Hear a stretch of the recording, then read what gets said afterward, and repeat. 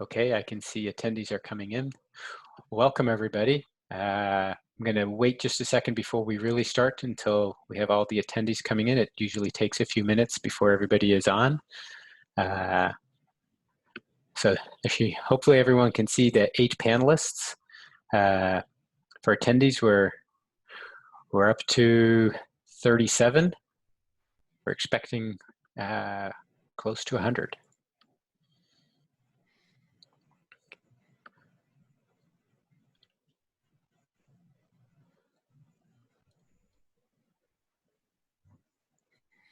So we were just commenting, it's kind of a rainy day, maybe quite appropriate as the last day in April to have yet one more day of showers. I think everybody's waiting for summer, or at least spring. We've been sharing signs of spring. You see in fact, we had one attorney in our office share a sign of spring this morning. A bird had built a nest on top of the tire of his car. He said, "See, I told you all that I was staying home." So a robin had built a nest on the tire of his car. Clearly, he had not been driving. So, all right. I think I'm going to get started here. Want to welcome everyone to our webinar. Want to first go through and introduce everybody. First, glad you could join us. Obviously, a very timely topic, how we get back to work. You've got the entire Downs Racklin Martin employment group presenting here. So I'm just quickly going to introduce everybody. So first there's Beth Radigan. Hi, Beth. Welcome. Beth is our chair. Tim Copeland is joining us. David Harlow. April Tuck. Ben Travers.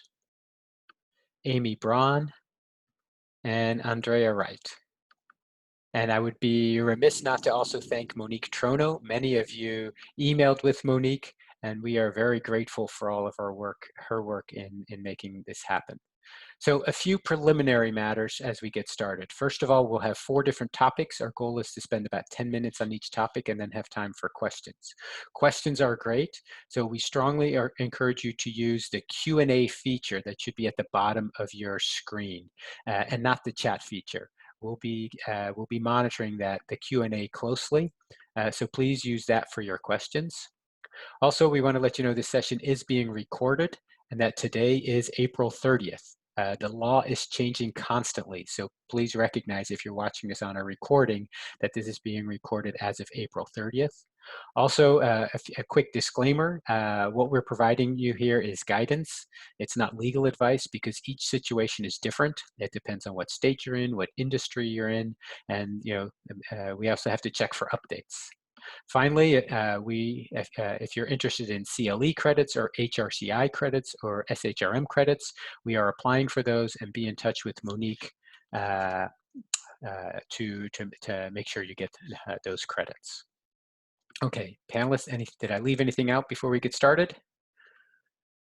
All right, let me share my screen and we will get started. So here we go. Let me first start with an overall framework. And it's very simple. So we're both Vermont and New Hampshire.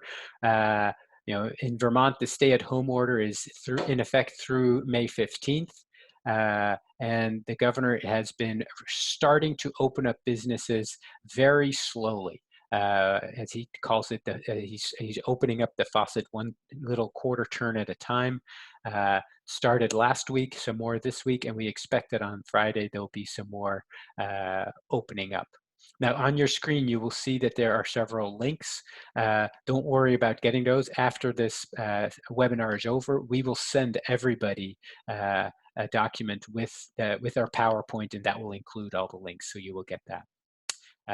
Vermont also saw for the first time in 2 months 0 new cases. So we think that certainly we will get more opening up tomorrow from Governor Scott. In New Hampshire, the state of emergency is through May 15th. Essential businesses or it's only essential businesses through May 4th, so that's next Monday. But there is a reopening task force that's been meeting regularly to decide when and how that's going to happen. I think one of the concerns in New Hampshire is the border along Massachusetts, and that may be delaying some of the opening in New Hampshire. So next, I'd like to turn it over to Ben. Ben is going to talk about safe workplaces. So Ben, take it away. Thanks, John, and allow me to echo your welcome to everyone here. I know that this virus and pandemic has touched everyone in its own different ways, and I hope you all are soldiering through this all as best you can.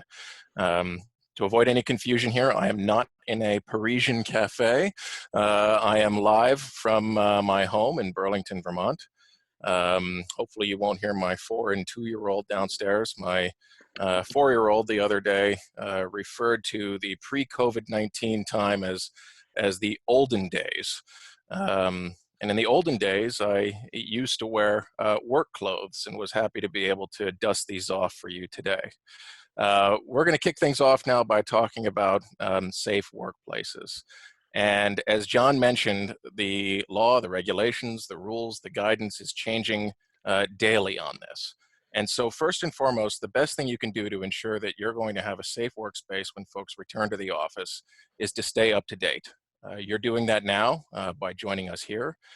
You very well may belong to a trade association that's keeping you updated otherwise, but there's lots of other guidance out there. And so here's some links that are handy. I know that this presentation will be sent to you all afterwards too, if you want to access these links. But the CDC has put out great guidance for employers there. OSHA has prepared good guidance on preparing workplaces and helping employers assess what their different employees' exposure risk is to the virus, considering where you are and the type of business you conduct. You can go forward, John. And in Vermont, the Vermont Department of Health has put together a great resource that's updated daily. The Vermont Agency of Commerce and Community Development, ACCD. This is a place that's put together guidance that's very industry sector specific. So if you're looking for information specific to your sector and how it's going to go through the phased process of reopening, the ACCD has specific guidance on that. We'll speak later in the presentation about VOSHA, the Vermont OSHA counterpart here, that has put forward a mandatory training now for most Vermont employees, but they provide a great resource there too. And I know some of you are joining us from New Hampshire. The New Hampshire Department of Health and Human Services, like in Vermont, they have a great website that folks can stay updated on. And the reason why it's important to stay updated is because it seems every week here, it seems like in Vermont, it's been on Fridays. So I'm anticipating we might hear something new tomorrow, perhaps an Addendum 12. But Addendum 11 is what's in place right now, at least as of April 24th. And this is with respect to businesses that are now able to return. Of course, when you return to work, it's not necessarily going to look and feel like what we consider to be normal. And it's because this is the guidance that's been put out there. So first and foremost, what they've said is, even if you're a business that's permitted to return to work right now, if you have employees that are able to remote work, those individuals should be remote working whenever possible. Beyond that, they've said if you have folks coming into the office that or into your place of work, individuals should not be coming into work if they're sick or symptomatic. And the symptoms here are sort of the classic symptoms that you've heard about with respect to COVID-19: fever, cough, shortness of breath. The state has also put into place still a 14-day quarantine for any employee who's contacted any individual with COVID-19. And here the state has put out guidance that close contact means an individual that has spent a period of time, a long period of time, within sort of this 6 feet buffer zone with an individual who has COVID-19. If feasible, and Beth Radigan will talk about this in her presentation, the state is saying that employers must pre-screen for symptoms before employees come into the workplace. Again, Beth will talk about that, but this is like checking temperatures or surveying employees with respect to what their symptoms may be before they come into work. Employees will be asked to observe strict physical distancing when they're in the workplace. Right now, the addendum says 6 feet, but stay tuned. I suspect that as more interior offices are opening up. Right now, a lot of the guidance is with respect to outdoor operations. As interior offices open up, we may see additional guidance with respect to how far that physical distance space should be. The governor has said that interior offices that are open should do what they can to open all doors and windows. Thankfully, here in Vermont, we're finally reaching an open door and window period of time. They've also said that employees must wear face coverings. I suspect that what we sort of see day to day that will appear to be most not normal to us is that employees, if they are sort of in person with each other, are expected to wear cloth face coverings. They don't need to be medical face coverings. In fact, they've indicated that they should be non-medical face coverings, I believe, because they're trying to reserve those for healthcare workers. But the governor's given out guidance that employees should be wearing face coverings in the office. Employers need to provide easy access to hand washing or hand sanitizer and need to require employees before they enter and exit a workplace to hand wash or hand sanitize. Employers are also told to close common areas. So if you have a cafeteria or a kitchen space or other places like that where employees would typically congregate, those are supposed to be closed for the time being. Any common space, equipment, or vehicles that's being handed off from one employee to the other is supposed to be regularly cleaned, at least during each handoff, as well as at the beginning and end of every shift. And if you do have employees in vehicles, the requirement at this point in time is that you can have no more than 2 people in one vehicle at any time. So that's the guidance in Vermont at this point in time. And if you follow that guidance, it's intended to give you a workplace that's free from recognized hazards that are causing or likely to cause death or serious physical harm. That's the OSHA standard. That's always been the OSHA standard, even in the olden days. And for employers that have employees engaged in manual labor or healthcare workers, for example, this is a standard that has always been sort of at the forefront of their minds. In more office type environments, this hasn't necessarily been at the forefront of employers' minds, but of course, there's now a new normal, and employers are going to need to consider more how they're going to meet this OSHA standard. And so one of the ways to do that is as we're approaching a time when folks will be re-entering their workplaces, employers need to determine who is going to plan for this re-entry. And for most employers, this is not going to be a one-person job. Our advice to clients has been to create a committee of sorts with respect to re-entry, making sure that there are representatives on that committee from all essential areas. So of course, HR, perhaps your facility staff, security if you have it, perhaps a representative from your management, perhaps a representative from your employees as well, who will be living this day to day at the workplace. And then if you use a third party for facilities or security, determining who's going to be your point of contact at the workplace to engage with those folks. Now, what's next? Or, we focused on Vermont. If you're in New Hampshire, when we start seeing guidance there as to reopening, this isn't going to be the type of thing where we'll get one order on Friday that says you need to be 6 feet apart, and then we'll get another order next Friday that says, okay, we're totally back to normal. This is going to be something that's going to be continuing on for some time here. And so what do I anticipate we're going to continue to see for many weeks and perhaps months to come? Are orders that talk about maintaining physical distancing, continuing to use this type of remote technology that we've gotten used to here in Zoom platforms and GoToMeeting and things along those lines. Guidance that employers should be limiting gatherings of employees, limiting equipment use to certain employees. So for example, if you have a copier in your office that generally speaking, everyone has been able to use, perhaps you should be selecting one person in your office to be doing all the copying so as to not be sharing that equipment among multiple employees. I suspect we'll continue to see guidance about adjusting employee schedules, having some employees come in during a morning shift, other employees come in the afternoon so as to avoid closer interaction. Reconfiguring spaces, moving desks around, and creating barriers. You've perhaps already seen in your visits to grocery stores and so on, plexiglass that's gone up between cashiers and customers. I anticipate we'll be seeing that in other environments as well. Thinking about employee hygiene, I suspect that these face coverings guidance will be out there for some time. Of course, even before we had to leave our offices, there was guidance out there with respect to hand washing, hand sanitizing, sanitizing wipes, and respiratory etiquette. That's going to be a part of things for some time to come. And then thinking about your cleaning procedures and considering enhancements to what you're doing in your office, disinfecting, proper waste disposal, and particularly focusing on any common areas in your office. Now, this guidance, of course, is going to be only as good as it is followed by your employees. And your employees are following it. It's essential that you're clearly communicating this guidance to your workforce. And you should be communicating that prior to employees returning to work.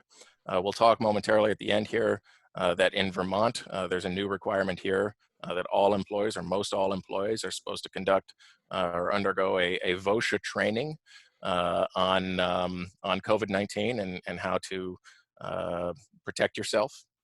In Vermont as well, there's a requirement that employers must designate an on-site health and safety officer at every work site for each shift. This individual could be a part of, for example, that committee that we were talking about previously. And then once employees have returned, this guidance is going to continue to change. Again, as John and I have mentioned, it's changing seemingly almost daily. So you'll need practices in place to continue to regularly communicate with your employee. One of the ways that you can do that, in addition to email or normal channels, is to use additional posters and other reminders throughout the workplace. In fact, in Vermont, as you reopen your office, you must have signs now indicating at the front of the office, at your front door, that there's no entry for individuals who are sick or symptomatic. And then create clear channels for questions and concerns. Employees are going to have them, no doubt, no differently than you have over these last few weeks. And so make sure those channels are there for employees to ask those questions and voice those concerns. Finally, many employers have had questions with respect to this OSHA training. So we learned about this last Friday. All employees, including those who are already working, must complete, and employers must document a training on mandatory health and safety requirements. At the moment, the deadline for this is May 4th, which is next Monday, although I anticipate many employers won't have it done by then, but that's the deadline that's set right now. There is an exception for healthcare workers, first responders, and others trained in infection control or personal protection. But other than that exception, all employees, and we've had some questions about, well, does that extend to remote employees? I mean, we read that as yes. Even remote employees who aren't in the office right now, any employees who are already working need to conduct this training. We've also gotten some questions about, well, if we've completely furloughed staff, do they need to do this? Our guidance is if you have furloughed staff that's not working at all, then you could perhaps consider putting this training off until you've rehired them and put them back on your schedule. But if you have any employees who are working remote or otherwise, if they're not into that exception for healthcare workers, they're expected to conduct this training by May 4th. The training is available online at the OSHA website. That link earlier on in the presentation will take you directly to the training. It is simply a PDF. It's about a 40-page PDF in a PowerPoint type presentation that employees are supposed to go through. And at the end of the training, you will see instructions on how employees can complete certification that they have undergone the training and send it to you all for your records. Okay, great, Ben. Thank you very much. Amy has been monitoring questions. Amy, any specific questions come up? No, actually, I think Ben has just done such a great job. There aren't any questions specific to him. A few have come in about testing requirements and what you can ask employees, but I think Beth is going to address that next. So okay. I'll let her go first. Perfect. Thank you, Amy. And just a reminder to all the attendees that if you do have a question, please use the Q&A format. We're not really monitoring the chats, but we are very closely monitoring the Q&As. So let me go back to screen sharing, and then Beth is going to take it over.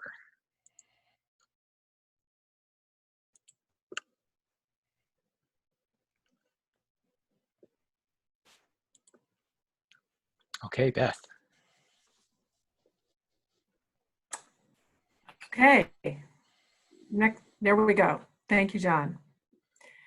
So a week ago today, last Thursday, April 23rd, the EEOC issued a guidance on COVID-19 and ADA related issues, particularly addressing testing and medical inquiries. So basically, in a nutshell, what the EEOC said is that employers can require certain medical or disability related inquiries and medical testing without violating the ADA. This is a big change from what the ADA would normally allow you to do. But under the EEOC, they have made the determination that the COVID-19 virus is a direct threat or could be a direct threat to the safety of employees, and therefore, under that language of the ADA, testing is permitted, and you will not violate the ADA if you ask your employees questions and test them. The tests, of course, have to be job-related and consistent with business necessity and no broader than necessary. But again, the EEOC has said that certain inquiries are within this definition from the ADA. The other thing that the EEOC wanted to emphasize is that confidentiality remains paramount. Under the ADA, you do have to keep all medical information that you obtain from your employees confidential. That is a requirement of the ADA. HIPAA does not necessarily pertain unless you are a covered entity or an associate, a business associate of a covered entity, but for everyone else, the ADA's confidentiality provisions remain the same. So what kind of testing can employers do? The EEOC expressly permits temperature checks. So if you are lucky enough to be able to purchase the non-contact thermometers, I understand they're held up in China somewhere, but if you're able to get one shipped to you, you might want to invest in that, because that is certainly the best way to do it rather than having people do oral thermometers. You can do it that way, but the non-contact, I think, is what people generally would prefer. So you can do temperature checks. Other types of tests were not specifically addressed, but given the language, it is presumably fine also to do virus testing. If you were so equipped to do COVID-19 nasal swabs and do that kind of testing, I think that would be okay also. What is not necessarily clear is whether antibody testing would be permitted as a mandatory test, and based on an analysis of the language, it's okay if you want to have it be voluntary, and if you are able to get a hold of antibody testing, but the FDA and the CDC and a number of other, the World Health Organization, have all said, we don't know yet what the antibody testing is really providing. The tests have not been FDA approved for the most part yet. There are problems with reliability and accuracy, and even if you do get a positive antibody test, we don't, the science right now is we don't know how long that immunity may be good for. It may be good for a couple of weeks, it may be good for a year or more, or it may not be worth anything at all. So because of the uncertainties, the language in the ADA and the language with the FDA, we would think that only a voluntary antibody test would be allowed at this time. And if you're going to do this, we recommend that you get consent forms from your employees, or consider getting consent forms, particularly if you're doing an antibody test. You'd want to have some sort of language that disclaimed the accuracy of it. And one could wonder whether the disclaimer might undermine the whole purpose of the test. But at any rate, it's something to think about, getting a written consent. Any kind of monitoring you do must be non-discriminatory. You can't just pick everyone over 60 is going to be tested, or everyone who's pregnant is going to be tested, or that sort of thing. You can ask people who are in a high-risk category to self-identify, and then limit testing perhaps to those people, or inquiries on that, and that's okay. but we would advise that you ask people to self-identify rather than specifically getting into that, so that you can avoid any discriminatory issue there. If you are going to be testing, particularly taking temperature tests, you must use clear and uniform standards. So a fever is, this is from the EEOC's guidance and also the CDC's guidance, that a fever is anything over 100.4 degrees Fahrenheit or 38 degrees centigrade. You should have properly trained staff taking these temperature checks and or other testing. Some employers are bringing in trained third parties to do the testing. You should also consider whether or not you can test vendors and visitors. You could, and you should include that as part of your plan if that's feasible. Also think about the wage and hour implications of testing. If you have a lot of employees and you are doing this every morning, which we'll talk about in Vermont is recommended, that there could be time spent waiting to be tested. You will have to pay employees for that time that they're waiting to be tested. So assuming that they can't, obviously you want to test them before they even get into their workstations, because you don't want them in and sick at their workstations. So think about paying them if they're waiting. So what kind of health screening inquiries? Now, a lot of people may decide not to do the actual temperature check themselves, either because the employers can't get access to enough thermometers. So, but it's perfectly fine to do a health screening inquiry. So you can ask about employee symptoms. You can ask about, are you a vulnerable population, or do you have a vulnerable situation? You can ask that general question. Basically, the recommendation is to have this sort of inquiry done on a regular basis, such as the start of each workday. It can be a written or electronic form, so you don't have to have all the handwritten forms. You can have people check in. You could say, ask things like, are you experiencing symptoms of COVID?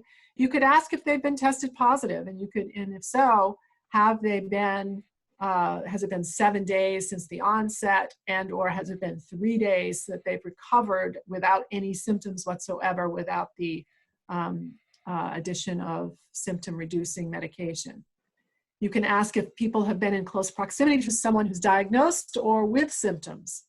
You should be careful not to mention specific family members, like does your spouse or does your children, because that could violate, in theory, any of the GINA regulations having to do with genetic information. So it's better to pose that question in a broad way. Have you been in close contact or proximity to anyone who's been diagnosed? For the vulnerable population, as I said before, you should invite employees to self-identify and think about accommodating those particular needs, which may include continued remote work or continued furlough, depending on the circumstance. It is okay to ask if they've been in proximity or had contact with others, and usually that contact means within the distance that someone could reasonably obtain or have contact with the virus. So that part was really all from the EEOC. On top of that, the Vermont came out with this addendum to the executive order that went a step further. And in fact, Vermont says we're going to require employers, to the extent feasible, to do pre-screening or survey, including temperature taking. To the extent feasible is the caveat here, and we don't know exactly what that means, but obviously if you don't have thermometers, you can't do temperature checks. It's okay though to ask people to check their temperature at home before they come and report. So you can ask on a survey, did you take your temperature this morning? Was it 100.4 or less? We have a sample survey, and if anyone's interested, you can contact us and we'd be happy to send it to you. And again, it's just a sample. You can modify it to your needs, consistent with what the EEOC has said you can ask. But it is okay to do this, and Vermont is saying we were requiring you to do it if it's feasible. So we recommend that you have a written record of that, because you are being required to do it under Vermont law. So it's better to have a written record that you have done it. if you're going to have one person sort of, you can do it verbally and then have someone write down the responses. But if you're having a lot of employees, medical information, whether they have fevers, et cetera, on one piece of paper, that paper has to be confidentially kept away from all the regular personnel files. You wouldn't put someone else's temperature, for instance, in another person's personnel file. So important to keep that document, if someone's doing a checklist type screening survey, separate and confidential. All business operations must have a designated health and safety officer on site who's monitoring all of this sort of activity and has the authority to stop or modify actions to ensure that there's compliance. That is also part of the order.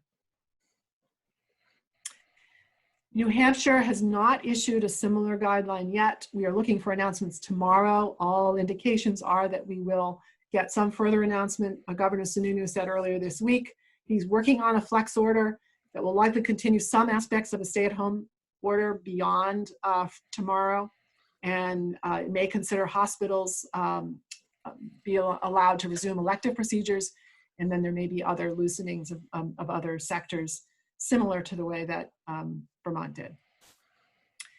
Fitness for duty. You can ask for a fitness for duty certification for people who have been out sick or have designated or have told you that they've had symptoms. Keep in mind, however, that if you require a fitness for duty, there could be a delay because as soon as the stay-at-home is lifted, and if a multitude of employers start requiring this, the doctor's offices will be overrun and not everyone may be able to be processed in a timely manner. So you might also want to think about accepting some sort of email or form from a clinic or a doctor's hospital saying that an employee tested negative or has had a 14-day quarantine rather than a full fitness for duty certification that you might otherwise require.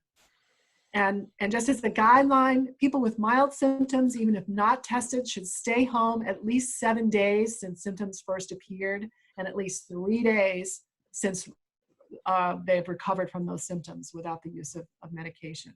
So that is a guideline. All right, let me see. So see some questions. Tim, have you had a chance to look at some questions? Are there some questions we can share? Yeah, several questions on the subject of what is meant by properly trained personnel, and is there any additional guidance or definition of what constitutes properly trained? Good question. What we've been doing is referring to the CDC recommendations on training or people who are able to do these testing. So that is the place that I would start looking. I can get back with more detail on that, but what the EEOC has said throughout its guidance is be guided by what the CD says in terms of training people. And here's another little thornier one for you, Beth. What if you know that employees are not social distancing out of work? Is there anything you can do as an employer? Yeah, that is a tricky one. I think you have to consider the source. If the person, the employer or the HR person sees that person out with someone that they wouldn't, that they don't live with or quarantine with, then you would have that direct knowledge. But usually it's that sort of information is obtained through other employees that get reported to you. So you do have to be careful about considering the source. I would probably have a discussion with that employee, and maybe it's by phone because you're not going to be meeting in person with someone who you think may not be engaging in social distancing, and ask them directly. And it's like anything else, you assess credibility, and you could make the determination, I believe under these circumstances, to say, you know what, all factors considered, I'm concerned and I want you to continue to social distance for another period of time, to quarantine, before we're going to let you back to work. Okay, let me jump in. So thank you, Tim. Thank you, Beth. And let me go back to the screen share, and we'll have David talk to us about employee refusals to return to work. There we are, David. It's all yours. Everybody. Yeah, my topic today is employee refusals to return to work, and what is meant by that is employee concerns about returning to the workforce following a period of either furlough or working from home. The general rule here is that employees do not have the option to just refuse lawful work orders from their employer. And so generally speaking, in times of COVID and before, employers have the authority to tell employees what to do at work. And it's not lawful to refuse unless there's a legal reason for the refusal that would override the employer's general authority. And to illustrate some examples of refusals to work that might trigger some such legal obligations or legal rights to refuse or not to work as directed, I've put together 5 different scenarios that I anticipate you might hear from employees in the days to come as you start to reintroduce the workforce. The first one is a bit of an easy one. If you're directing an employee to return back to work starting on May 15th or some other date once we get some more guidance from the government, and on that date the employee says, I'm not coming back because I have a fever and a persistent dry cough. As a matter of common sense, you don't want to bring this person back because those are symptoms of COVID-19. And as just a common sense matter, you don't want that person in the workforce because it may lead to infections of others, and it may cause concern. Even if the person doesn't have COVID-19 necessarily, if they've got a cough, that's going to be concerning to others. And so for those reasons, that's a valid reason to keep them out of work. Now, beyond that, this employee may have some legally protected right not to come to work. In particular, under the recently enacted FFCRA, which is the Families First Coronavirus Response Act, the federal government established a paid leave program of up to 80 hours for employees who, among other things, have symptoms of COVID and are seeking a medical diagnosis. And so it's possible that this employee would be entitled to leave under that statute, which applies to most employers with fewer than 500 employees. So probably most of the employers that are listening in on this webinar. Another legal factor to consider here is whether or not there's a certain amount of sick leave that might be applied to this employee under Vermont's paid sick leave statute. And if you're operating in other states that have adopted paid sick leave requirements. Next refusal, I can't come back to work because I do not have childcare. In the absence of some of the very recently passed federal legislation, not having childcare is not a legally protected reason to refuse to come into work or to otherwise be excused from work in a legally protected way outside of some more generous employer policy. But with the enactment of the FFCRA and the emergency FMLA, there may be legally protected reasons for this employee to remain out of work. It doesn't apply to not having childcare generally, neither of those statutes would. But if you don't have childcare because the childcare center is closed due to COVID-19, then the employee may be eligible for the 80 hours of paid leave under the FFCRA. And beyond that, the emergency FMLA provides an additional 10 weeks of paid leave for that purpose, so long as it qualifies. So those are some additional legal considerations that heretofore had not applied to that particular excuse. Here's a somewhat more complicated one. It is not safe for me to return to work due to my heart condition. That that excuse, even in times before the COVID-19 crisis, may trigger some obligations for the employer. If the underlying condition or reason that the employee is refusing to come to work constitutes a disability, the employer's got an obligation to engage in the interactive process and determine if there can be some accommodation that would allow the employee to either come to work or determine if there's a reasonable amount of time for the employee to be out of work to accommodate that disability and allow them to return. Similarly, if the underlying condition that's causing the employee to be out of work constitutes a serious health condition, and you're an employer that's covered by the FMLA or a similar state leave statute, and the condition's actually certified by a healthcare provider, there may be an obligation to put this person on a protected leave under one of those statutes. Now, there's also the possibility that this reason may qualify for paid leave under the FFCRA if the underlying condition is certified by a healthcare provider and the employee is directed to remain in quarantine due to this underlying condition. So obviously, every case is different and every individual employee requires individual assessment depending on what the underlying condition is, whether it's a disability, whether it's been certified, and so forth. But these are some examples of legal obligations as employers that may be triggered by this type of refusal. You might get some employees who simply say, I've really enjoyed working from home. I find it to be a really great thing, and I'm able to see more of my family. I don't have to commute, and I'm getting all my work done. If you find yourself in that scenario, you don't have any necessarily legal obligation to grant them the request to stay at home, but under at least Vermont law, you do have an obligation to consider that quote flexible work arrangement and determine if it's something that would work for your business.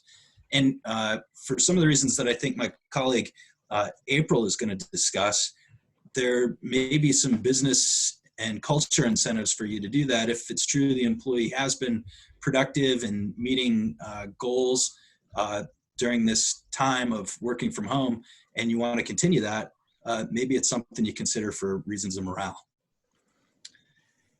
Here's one that I know some employers in Vermont have faced, and it does raise some difficult concerns, both legally and just as a general AR or HR matter. I don't want to return to work because I'm just not comfortable coming in because I'm afraid of getting COVID-19. Obviously, if you're an essential workforce and you need people to come in, that reason may not be sufficient for you to meet your essential business needs. If the employee is doing more than just what's in the quotations marks here and is pointing out specific and legitimate safety concerns about the way that the workforce is being run, for example, not getting sufficient PPE to be able to safely perform the job, and the employee can demonstrate that this presents a risk of imminent harm to them or to their colleagues, that may be a protected complaint that would require you not to do anything that could be considered retaliatory under OSHA, VOSHA law, and probably other common law theories. So that's something to look out for. But more broadly, as an HR matter, I think this question or this refusal raises questions about how effectively the employer has communicated the safety measures and steps that have been taken to ensure that the workplace is safe. And it may prompt you as an employer to be more clear about that and communicate, as Ben explained, all of the things that the employer has done to make the workplace safe. This may also lead you to consider whether some type of voluntary system may be appropriate for your workforce. If people do have these concerns, and we expect that they will, maybe rather than being heavy-handed about when everyone should be returning to work, it's an opportunity to consider and think outside the box a little bit about maybe a voluntary system that would allow those who can come back to come back when they're ready, so long as others who don't feel so comfortable can continue to be productive and engaged working from home.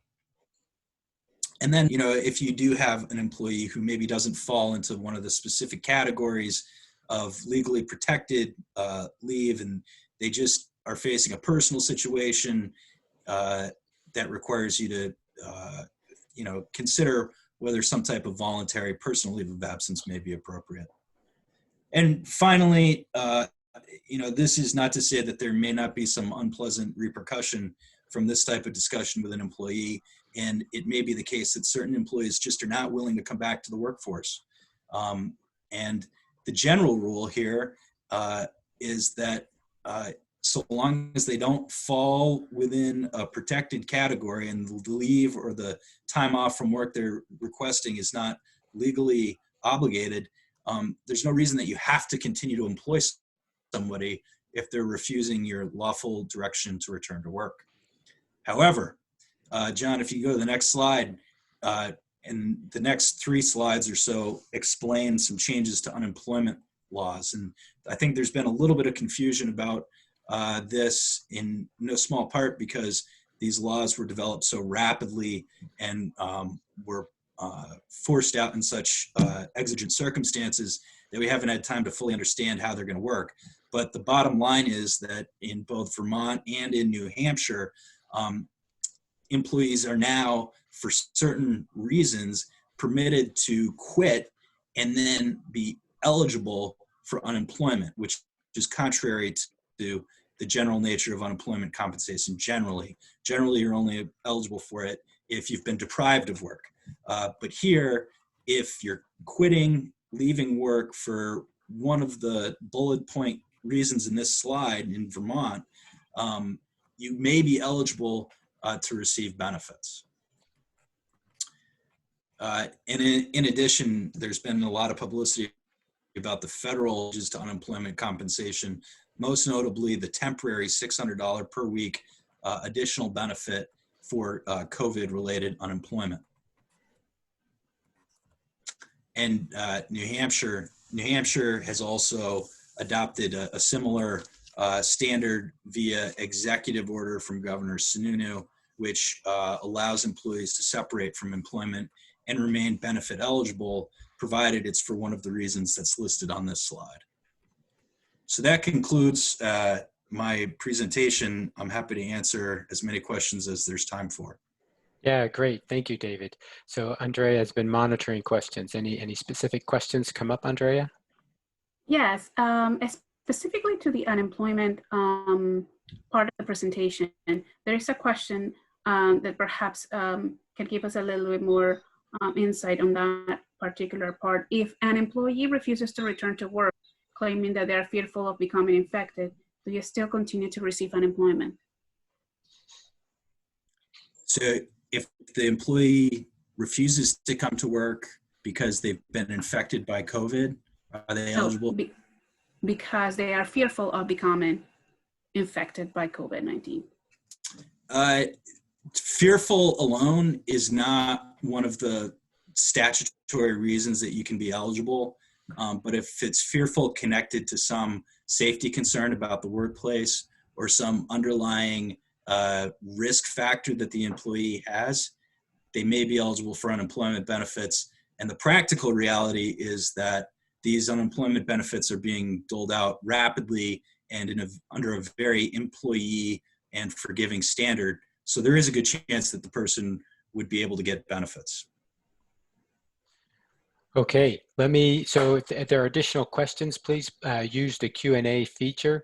That gets us, and we will look at that, and I'll ask both Amy, Tim, and Andrea to look for additional questions after April's presentation as well. But now I'm gonna start sharing my screen again and ask April to follow up with her presentation. So April, here we are, take it away. All right. Thanks so much, John. One thing I just want to quickly tag off of David with is if you have employees who are afraid to come back, this is a great time for you to sit down, of course, social distancing, and find out what's going on. It's all about good, solid employee relations. So again, it's all about the dialogue, and that's what we're going to start to go into right now. So John, thank you so much. Amy, my colleague Amy Braun, reminded me of some comments that Bill Gates made recently with regard to what we're doing right now in terms of working remotely. And social scientists and futurists had believed what we're doing right now in terms of remote work would actually be occurring about 14 to 15 years from now. However, we're in the middle of this accidental social experiment that in reality is going to provide opportunities for us now, because the one thing we can be assured of is that life after the pandemic, and it will happen, is going to be very different. And of course, I'm speaking about work, but the same thing with life as well. And also, our employees have been way ahead of the curve on this. As you can see on this slide, for the past 25 plus years, employees have been looking to employers to allow them greater flexibility with regard to remote work opportunities. And many US workers are looking at how they can combine work with life and do that through a flexible work arrangement. And FlexJobs did a survey not too long ago. What they found was that 80% of employees said they'd be more loyal to their employers if they had flexible work options.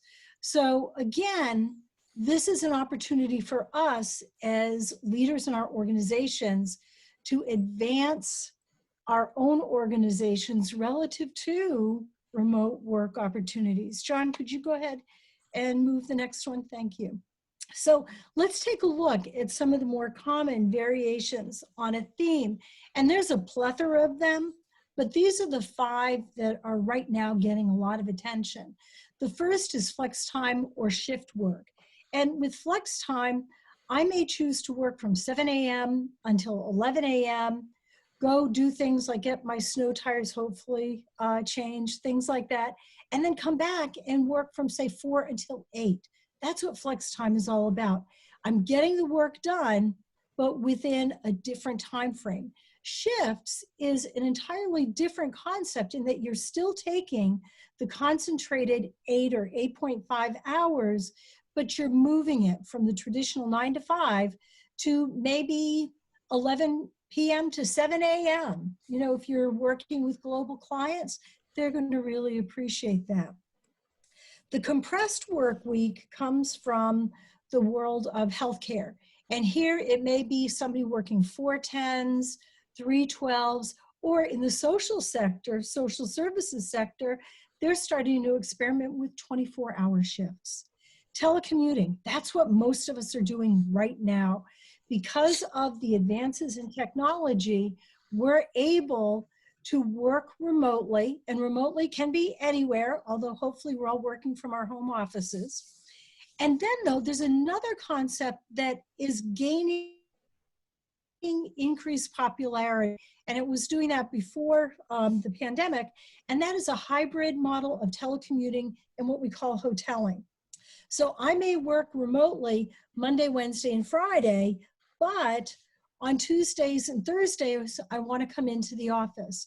So what I would do is I would contact the person in charge of desks at, say, the firm, and I would say, I'm coming in on Tuesday and Thursday. Could you please reserve this particular desk for me? I don't own that desk. It's simply a workspace to use. That's one way we're doing it. The other concept, though, is called hot desking. And here, I may work, again, Monday, Wednesday, Friday from home, but let's say on Tuesday, I really want to come into the office and see what's going on. I can come in, but I'm not assured of getting the desk I want. That's called hot desking. By the way, we're seeing more of that right now in the public sector as well. The final one is job sharing in terms of variations on a theme. And here we have a full-time job, one full-time job, but we have 2 part-time employees doing that job instead. So you've got 2 employees, 1 job. Okay, John, if you could keep going. So up until now, we've all been very familiar with the reasons why telecommuting won't work. Again, I'm going to go back to Bill Gates, because one of the things, or one of the reasons why telecommuting has been slow to gain acceptance is that employers don't trust their employees to work at home. Well, as Bill Gates said, if you don't trust your employee, should you really be employing that person? Just saying. All right, let's look at the benefits of this. The first is recruitment and retention. Normally, we recruit within about a 50-mile radius of our organization. When we allow telecommuting to be the norm, suddenly we blow up that 50-mile radius and we're global. That way, we're getting a breadth and depth of talent and experience and diversity that we may not have had access to earlier. Retention. One of the things that AstraZeneca, the pharmaceutical company, did was they surveyed their employees and wanted to know why their employees were staying, because they have a phenomenal retention rate. 93% of those employees stated they stayed with AstraZeneca because of the flexible work arrangements, and it was assigned to them that the company trusted them and gave them autonomy, which rolls right into the next one, which is employee morale. With employee morale, if you trust me, I'm going to stay around longer. Attendance and absenteeism, easy one here. If I'm working from home and I have flex time, I'm able to fit the things I have to do to keep my home life going within my work life. Absenteeism, if I have the sniffles and I don't feel like it's a good idea to come into work, if I'm working at home, I've got my box of tissues here, my hand sanitizer, I can do that there. Issues working with regard to emergency situations. Can we say pandemic? Again, if we're working from home, we're able to get our work done. Productivity, easy, we're focused, we're in our home offices, we don't have to deal with the commute, we don't have to deal with the transition from the commute into our daily jobs, and quite frankly, we don't have as many coworker interruptions. Now, work-life balance, environmentally friendly, I'm going to skip for a moment, but work-life balance, wellness, and decreased health costs. The University of Minnesota has been doing some fascinating work on this one. And what they have found is that when people have better work-life balance, they're less stressed, they have better sleep, their wellness increases, and as a result, the company has decreased health costs. Environmentally friendly, we're not driving as much, we're not using as much office space. So there goes the worries about HVAC, things like that. So again, good stuff to do. I'm going to end with this particular one. Key considerations. You have to assess whether the job is suited for your work arrangements, your remote work arrangements. If it is, you want to set clear performance goals, because what gets managed is what is measured. Also maintain ongoing communication. It's not a matter of gotcha, it's a matter of help you. And that also means seeking ongoing feedback and together deciding when are we going to work, where are we going to work, and how are we going to get the work done. And this is a conversation, John, you can go to the last slide. This is a conversation that occurs between you, the employee, and management. What worked well? What can we improve? What's worth maintaining and what's worth exploring? Thank you so very much. All right, thank you, April. So let's see. So Amy, Tim, and Andrea. So let me start with you, Amy. Any from the questions, anything we can follow up on? Not specific to April's, but I see one that's come through a few times about training the person to take temperature as the screening officer. Is there a specific training protocol? So I'll answer that. I don't think that the intent was that you had to have specific training to take a temperature. I think the training protocol and making sure you had trained and properly able employees would be when you were trying to do COVID-19 virus testing or antibody testing that involved some sort of medical intervention in a way. So clearly taking a temperature, we've all done that in our lives, but at the same time, it would be important to make sure that sanitary conditions were present, that there were wipes for thermometers that were going to be reused by various people, making sure people have gloves on, that kind of thing. So I don't think there's any special training for taking a temperature, particularly if it's a non-contact temperature, other than making sure that people are being careful about the sanitary methods in which they do it. Okay, great. Thank you, Beth. Tim, let's do one more question. Tim, is there one that that stood out? I think this is probably part of what David talked about, a question. What if the employer wants, what if the employee wants to change hours? Instead of 8 to 4, the employer wants the employee to work from 12 to 8. I don't see a reason why they couldn't do that, so long as there's not some type of collective bargaining agreement in place that would govern that term of employment.